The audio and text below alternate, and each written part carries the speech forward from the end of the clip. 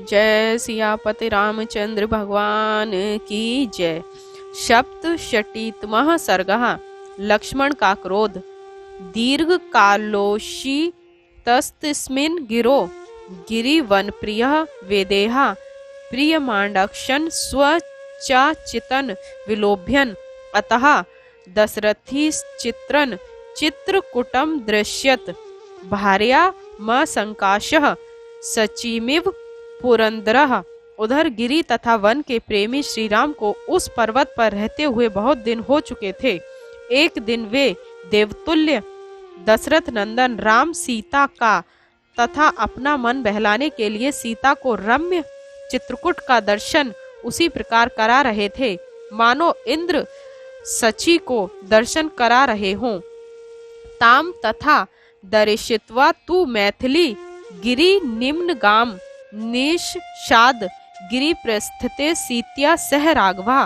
पर्वत से निकलने वाली मंदाकिनी नदी के शोभा दिखाकर राम सीता जी के साथ पर्वत के शिखर पर बैठ गए तथा तत्रा तस्य भरतस्य पयायिनः सैन्य रेणुष्य शब्दस्य प्रादुरास्तान न भ्रंश प्रशो। जब वे इस प्रकार बैठे थे उसी समय भरत की सेना के चलने से उड़ी हुई आकाश को स्पर्श करती हुई धूल दिखाई दी और कोलाहल सुनाई दिया।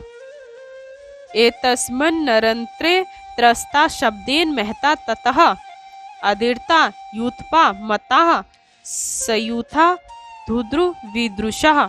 इसी बीच उस महाकोलाहल से त्रस्त और विकल युद्धपति गजेंद्र उन्मत्त होकर अपने अपने युद्धों के साथ इधर उधर भागने लगे। ताश्च विद्रवतो दृष्ट्वा तम च श्रुत्वा च निस्वनम उवाच रामः सौमित्रं लक्ष्मणं दीप्त तेजसम। उन गजराजों को भागते देख और सेना का कोलाहल सुन श्री राम ने सुमित्रा के पुत्र तेजस्वी लक्ष्मण से कहा, हंत लक्ष्मण पश्येह सुमित्रा सुप्रजास्तव्य भीमस्त नित गंभीर तु मूलः शूर्यते स्वनः। हे लक्ष्मण, तुम्हें पाकर सुमित्रा पुत्रवती है। तनिक देखो, यह भयंकर बादल की गड़गड़ाहट जैसा घोर भयानक और तुमुल शब्द कहाँ सुनाई पड़ रहा है। सा लक्ष्मणः संतरितः सलमारुः पुष्पितम् प्रेक्षमाणो दिशः सर्वा पूर्वा दिक्ष मुदेक्षत। श्री राम की बात सुन लक्ष्मण जी तुरंत एक फले हुए साल वृक्ष पर चढ़ गए और चारों ओर देखते हुए उन्होंने पूर्व की ओर देखा। उन्दुमुखः प्रेक्षमानो ददर्श महति चमूम रथाश्व गज संबंधान यक्ते युक्ता पदाति भी। फिर उत्तर दिशा की ओर देखने पर उन्हें उस ओर हाथी घोड़े रथ तथा सुसज्जित पैदल सैनिकों से युक्त एक विशाल सेना दिखाई दी।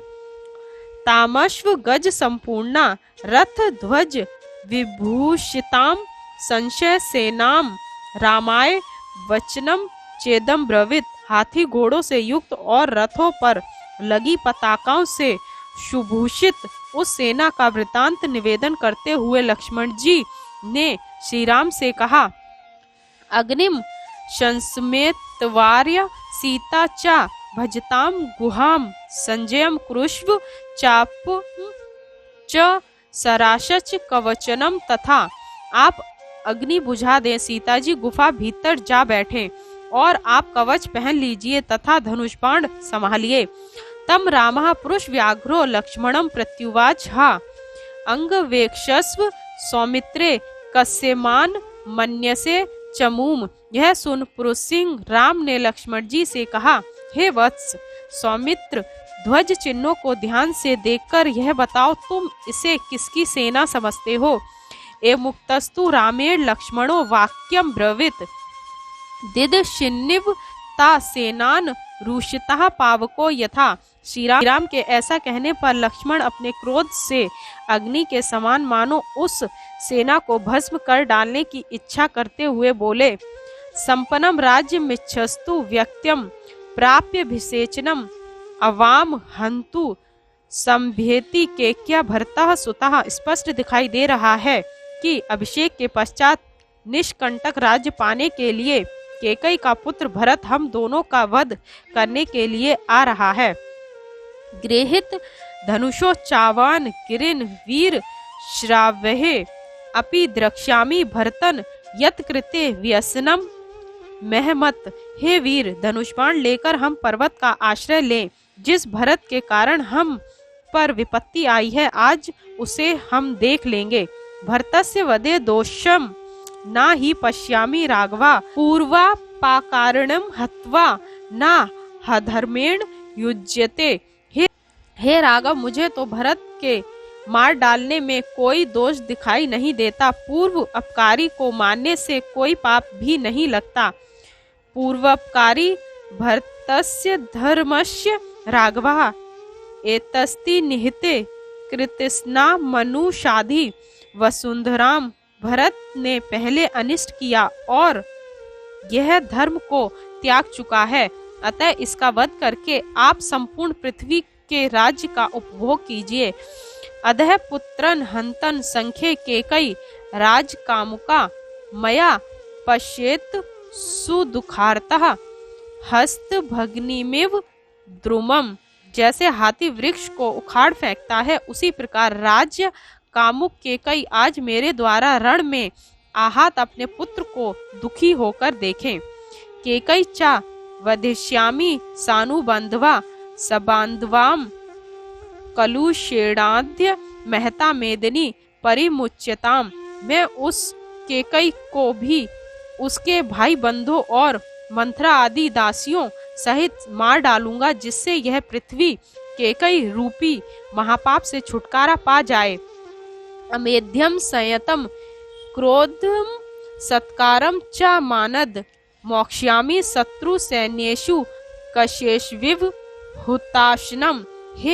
हे मानद, आज बहुत दिनों से रोके हुए क्रोध को और केकई के किए हुए तिरस्कार को मैं शत्रु की सेना पर वैसे ही छोड़ूंगा जैसे सूखे तृणों के ढेर पर आग छोड़ी जाती है।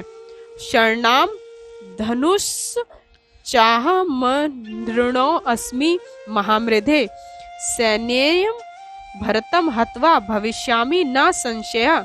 आज मैं इस महासंग्राम में सेना सहित भरत का वध कर अपने धनुष और बाण के ऋण से निसंदेह उऋण हो जाऊंगा।